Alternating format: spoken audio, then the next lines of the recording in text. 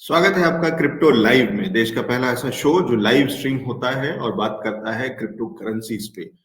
दुनिया के हर कॉइन्स को, टोकन्स को ट्रैक करते हैं, समझने की कोशिश करते हैं कि क्रिप्टो के बाजार में क्या हलचल है और कहाँ मौके निकल रहे हैं मुनाफा कमाने के। और इस सब में हमारी सहायता करते हैं देश के, दुनिया के बड़े-बड़े क्रिप्टो इंडस्ट्री के सेक्टर के एक्सपर्ट्स। और आज खास मेहमान हमारे साथ में जो जुड़ रहे हैं, हमारे साथ में जुड़ रहे हैं राहुल सिंह सिरोही जी। राहुल जी के पास सीधा चलते हैं, उनसे समझने की कोशिश करते हैं कि क्रिप्टो के बाजार में क्या हलचलें हैं, क्या नई चीजें, क्या बड़ी चीजें हो रही हैं और किस तरीके से हम लोग भी उसके अंदर में निवेश करके या ट्रेड करके मुनाफा कमा सकते हैं। बहुत स्वागत है राहुल जी हमारे शो पे और बहुत स्मार्ट लग रहे हैं सर।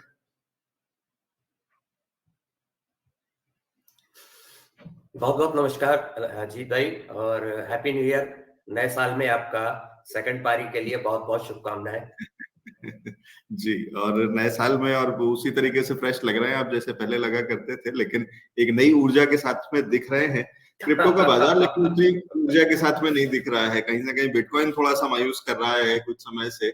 क्या लगता है कि अब सब कुछ निपट गया और सारे संकट दूर हो गया और सपोर्ट लेवल्स पे है और उसके ऊपर आ गया है, या अभी कहीं थोड़ा सा और लाल निशान दिखना बाकी है?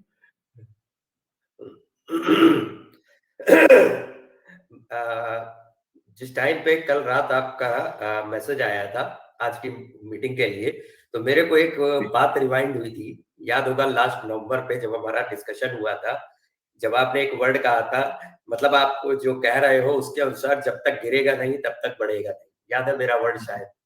तो जी जी। एग्जैक्टली सिनारियो वही है।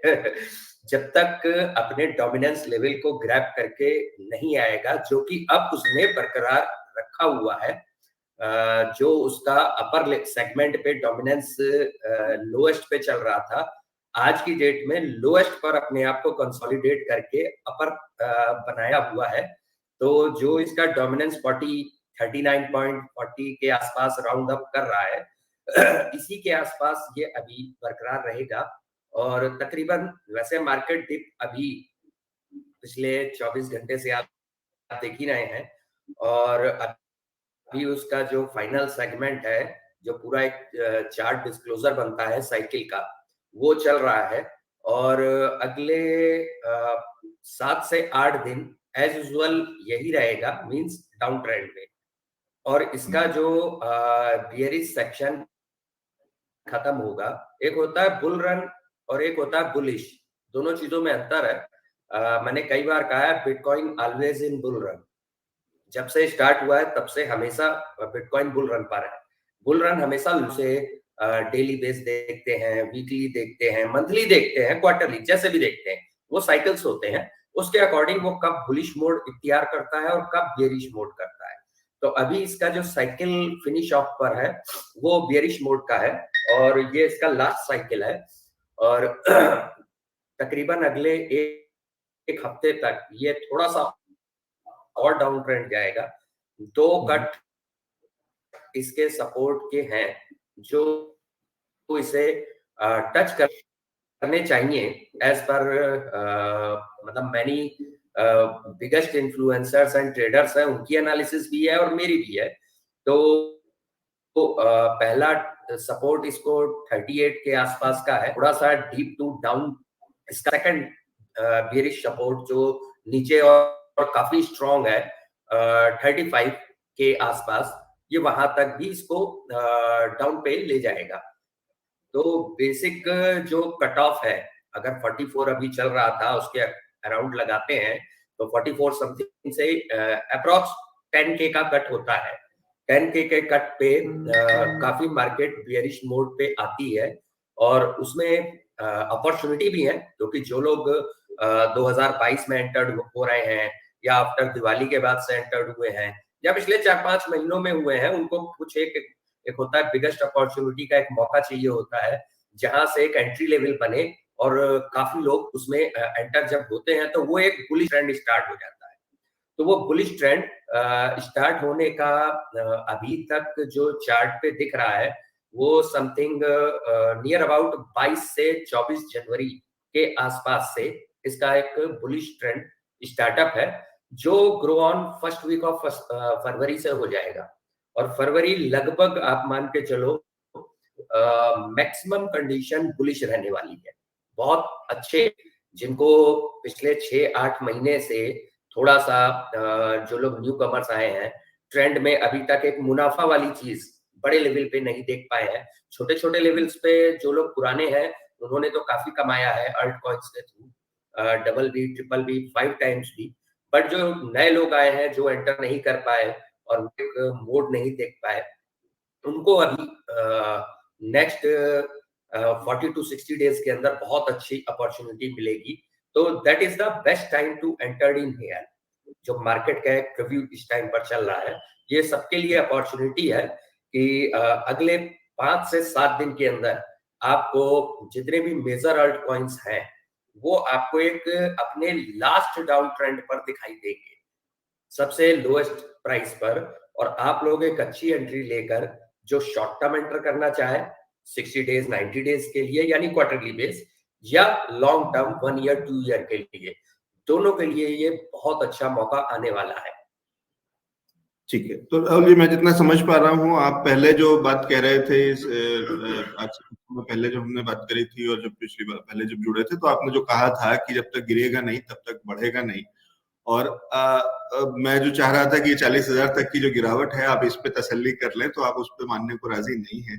और आप अभी कह रहे हैं कि अभी कम से कम 1 राउंड 2 राउंड गिरावट और आपको चाहिए है, और जब तक वो नहीं होगा तब तक आप वापस इसका ट्रेंड रिवर्सल नहीं देख रहे हैं। जो बाकी एनालिस्ट से भी जो हम बात कर रहे हैं, तो करीब करीब सिमिलर सा व्यू है। बहुत थोड़ा सा 1000 पॉइंट्स का डिफरेंस हो सकता है, वो हर डे टू डे के ट्रेजेक्टरी के हिसाब से भी हो सकता है। कल या परसों में हम बात कर रहे थे किसी एनालिस्ट से, तो वो परसों जब हमने बात करी थी तो उन्होंने भी जो आप लेवल्स दे रहे हैं उससे सिर्फ $1,000 का डिफरेंस था कि अगर ये इसको सस्टेन करता है 39 को, अगर 39 को क्रैक करता है तो 36 तक जा सकता है। आप उसको कह रहे हैं कि 38 को ब्रेक करता है तो 35 तक जा सकता है, टाइप की चीज। कहीं ना कहीं मोटा बात अगर मैं बांधूं तो ये 35-36 के आसपास की एक लो लेवल सपोर्ट लेवल्स देख रहे हैं आप सभी लोग, और वो वाली चीज है। दूसरी तरफ अगर मैं चलिए एक बार को ये कहूं कि चलिए मान लीजिए अगर किसी वजह से, क्योंकि कई बार बाजार के अंदर बहुत सारे और फैक्टर्स भी काम करते हैं, और कब कहां से सप्लाई आना शुरू हो जाए, कब कहां से डिमांड आना शुरू हो जाए, कोई नहीं जानता।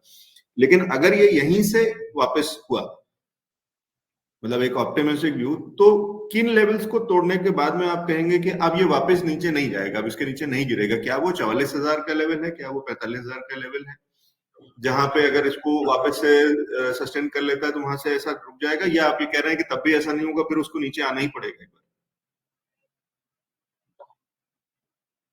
सर, एक हमेशा एक लेवल होता है जिस लेवल पर बिटकॉइन लास्ट हम प्रीवियस कितने भी काउंट अगर उठाएंगे तो एक मार्क ऐसा बनाता है जिसको वो कई बार बॉर्डर को क्रॉस करता है। तो उस बॉर्डर की अगर हम बात करें तो यहाँ का जो लेवल है दैट इज द 50K, 50,000 का वो बैरियर है जो बिटकॉइन ने 2021 में 7 बार ब्रेक किया है और 7 बार नीचे आया है। तो उस बैरियर को एक क्रॉस करने के लिए प्रेजेंट टाइम पर जो सिनारियो है, ट्रेजेक्टरी जो चल रही है और कंसोलिडेशन भी जो चलता है, फुल पुश, बियरिश, बुलिश, सब काउंट अगर करें तो इन सब के पीछे का जो फंडामेंटल काउंट कर रहा है वो एवरेजिंग अभी 50K के पास में नहीं पहुंची है, एवरेजिंग जिसे कहा जाता है ऑल ओवर। तो ऑल ओवर जस्ट जब एवरेजिंग आ जाती है तो यानी कि इस ट्रेजेक्टरी के नीचे नहीं जाएगा। जैसे अभी एवरेजिंग जो मैक्सिमम लोगों की अगर काउंट की जाए तो वो ज्यादातर लोगों की 35 से 40 के बीच में है।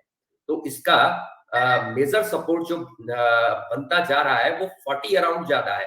अगर आप अभी भी देखेंगे कुछ दिन पहले लास्ट वीक ये टचअप मार के गया है लोएस्ट 2 काउंट पे 39,650, और with in half an hour ये वापस रिवर्ट मार गया 42.5 पे।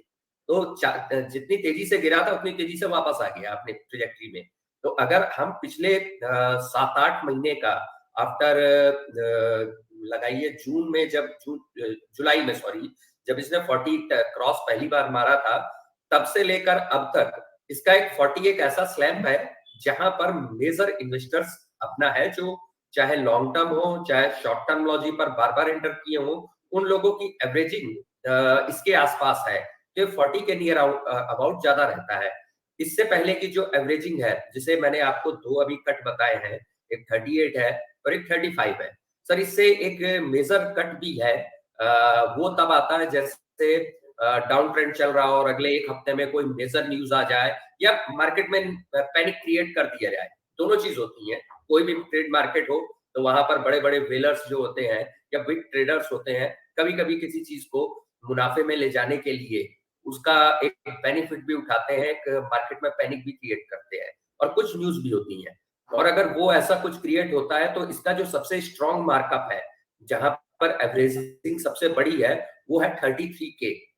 तो ये शायद उस जगह पर ऐसा कुछ कोइंसिडेंस, ये इसके रीजनिंग केवल 10% है, लेकिन मैं उसको भी काउंट कर रहा हूं कि अगर ऐसा कुछ पैनिक होता है तो मे बी ये 33K से 31K का ट्रेजेक्टरी को भी एक बार टच मार के आ सकता है।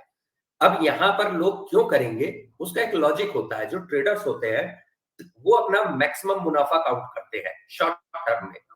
अगर 40K से बिटकॉइन अगले 2 महीने में 80K जाता है तो पैसा डबल होता है, सिंपल सा लॉजिक है। लेकिन वहीं पर वेलर्स या बिग ट्रेडर्स इसको मूव करा के पिच ऑफ करा देते हैं और अपनी ट्रेड को जो भी बिड्स लगाई हैं उन्होंने 31, 32, 33K की ट्रेजेक्टरी के अंदर, और वहां से उसको ग्रैब ऑन करा लेते हैं। तो ऑलमोस्ट अगर ये अगले 60-90 डेज के अंदर 100K प्लस का ATH क्रिएट करता है तो ऑलमोस्ट 3 टाइम हो गया पैसा। तो जो ट्रेडर्स होते हैं वो अपना एग्जैक्टली कैलकुलेशन इस चीज पे देखते हैं कि हमारा मोटा पैसा लगाकर कितने कम टाइम में बाहर निकल सकता है। उसके लिए अगर एक वेल राउंड अप करानी हो तो उनको कोई दिक्कत नहीं होती है, क्योंकि उसके लिए जस्ट एक पैनिक क्रिएट करना होगा। 2-2.5-3 हजार डॉलर गिरना कोई बड़ी बात नहीं है। लेकिन 38 से अगर ब्रेक करे, प्रेजेंट टाइम का सिनारियो डिफाइन हो रहा है यहाँ पर। ठीक है। और मैं वैसे भी देख रहा हूँ जो आप जिन लेवल्स के और जिस टाइम पीरियड की बात कर रहे हैं, तो ये पिछला यही लेवल था जहां से इसने एक बड़ा रनअप दिया था सितंबर के आसपास।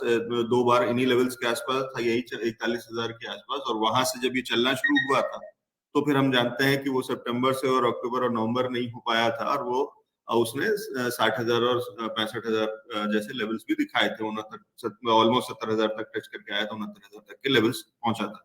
तो वो यही सपोर्ट लेवल्स हैं। तो अगर इसको करता है, और नहीं तो एक थोड़ा फ्लक्चुएशन जो आप कह रहे हैं कि वो वाला। मैं दूसरी चीज भी कह रहा था कि पता नहीं शायद अगर जैसे हम स्टॉक मार्केट में देखते हैं तो वहां पे कई बार करेक्शन चेंज हो जाता है, और वो कहते हैं कि प्राइस वाइज करेक्शन ना होकर के टाइम वाइज करेक्शन हो गया। यानी कि वो बाजार जो है वो प्राइस में नीचे नहीं गया, रुक गया, वहीं पे रुक सस्टेन कर लिया, लेकिन टाइम वाइज अगर उसने टाइम वेस्ट कर दिया तो वो करेक्शन है, और अगर टाइम उसने स्पेंड कर दिया तो वो करेक्शन भी बराबर कर देता है उस जो करेक्शन की रिक्वायरमेंट थी, और वहां से भी वापस सी शुरू हो जाती है। जैसे कई बार हम रियल एस्टेट में देखते हैं कि कई बार वो प्लॉट आपको कभी भी वो सस्ता नहीं मिलेगा, वो फ्लैट आपको कभी भी सस्ता होता हुआ नहीं दिखाई देगा, लेकिन वो उसी भाव पे अटक गया। पिछले साल भी उसी भाव पे बिक रहा था, आज भी उसी रेट पे बिक रहा है। यानी पिछले 2-3 साल से आपने अगर वो प्लॉट लिया हुआ या फ्लैट लिया हुआ और आप पता करने चाहें कि अब ये कितने का बिकेगा, तो पता चलेगा कि वो उतने का ही बिक रहा है। और उसको नेट वैल्यू पे अगर जाएंगे कि फाइनली कितना, तो स्टैम्प ड्यूटी और वो सब हटाते हुए तो उनका नुकसान में बिकेगा, क्योंकि उसका भाव बढ़ा नहीं। तो उस तरीके की चीज है कि टाइम वाइज करेक्शन है कि ये तो ये भी हो सकता है, और यहाँ से वापसी एक बाउंस बैक मिल सकता है।